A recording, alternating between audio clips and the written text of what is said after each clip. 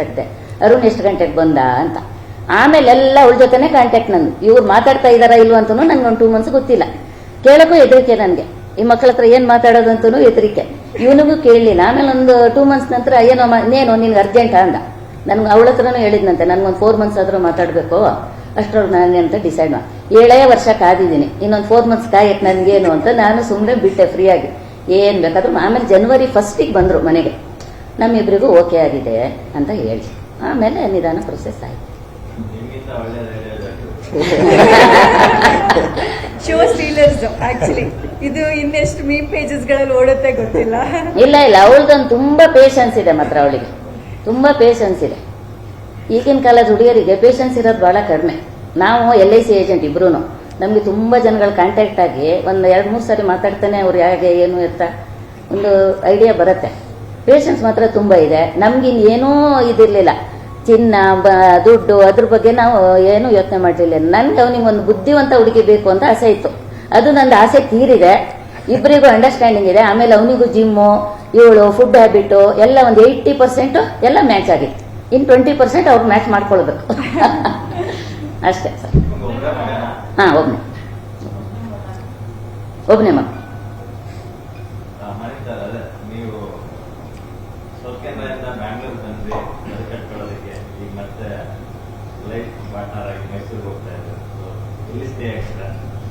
ಬೆಂಗಳೂರಲ್ಲೇ ಇರುತ್ತೆ ನಮ್ ಸ್ಟೇ, ಕೆಲಸ ಇರೋದೆಲ್ಲ ಬೆಂಗಳೂರಲ್ಲೇ.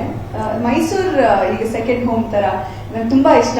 ಲಾಸ್ಟ್ ಟೈಮ್ ಯಾವ್ದೋ ಒಂದು ಶೋ ನಲ್ಲಿ ನಾನು ಮ್ಯಾನಿಫೆಸ್ಟ್ ಮಾಡ್ಕೊಂಡ್ಬಿಟ್ಟಿದ್ದೆ ಅನ್ಸುತ್ತೆ, ಮೈಸೂರು ಹುಡುಗನ ಮದ್ವೆ ಆಗ್ಬೇಕು ಅಂತ ಹೇಳಿದ್ದೆ.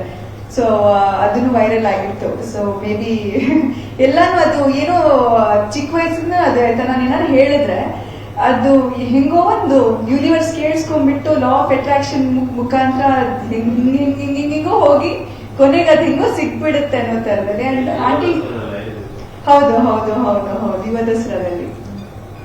ಅಂಡ್ ಆಂಟಿ ಹೇಳಿರೋ ತರ patience is the key for everything.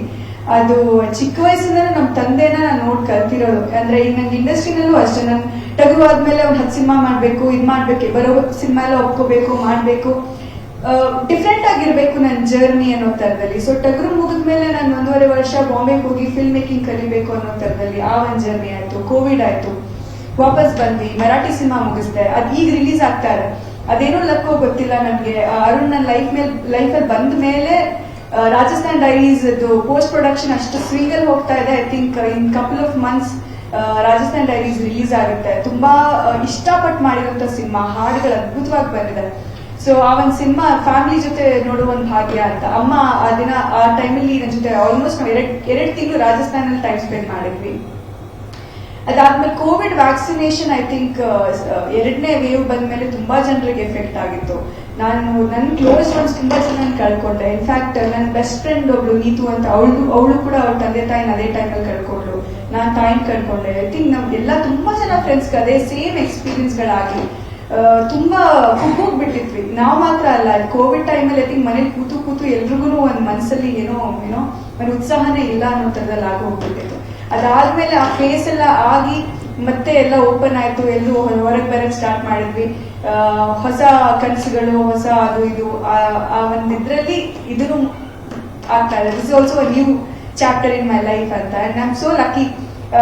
ನೀವು ಅವ್ರು ಮಾತಾಡ್ಬೇಕಾದ್ರೆ ನಿಮಗೆ ಗೊತ್ತಾಗಿರ್ಬೋದು ಯಾಕಿದ್ದು ಇಲ್ಲಿ ತನಕ ಬಂತು ಅಂತ.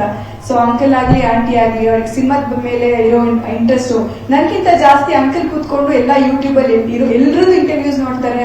ಮೊನ್ನೆ ಅದು ಗಂಟು ಮುಟ್ಟೆ ಸಿನಿಮಾ ಹಾಕೊಡುವಂತ ಅಂದ್ರು, ನೋಡಿದ್ರು ಪ್ರೈಮ್ ಅಲ್ಲಿ ಕೂತ್ಕೊಂಡು.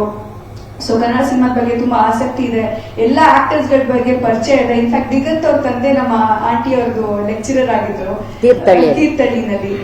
ಸೊ ಆತರ ಎಲ್ಲ ಇಂಡೈರೆಕ್ಟ್ ಆಗಿ ಸಿನಿಮಾ ಅಲ್ಲಿ ಇಲ್ಲಿ ಆ ತರದ್ದು ಲಿಂಕ್ ಇದೆ. ಕನ್ನಡಿಗರ ನೆಚ್ಚಿನ ನ್ಯೂಸ್ 18 ಕನ್ನಡ ಈಗ ವಾಟ್ಸ್ಆಪ್ ನಲ್ಲೂ ಲಭ್ಯ.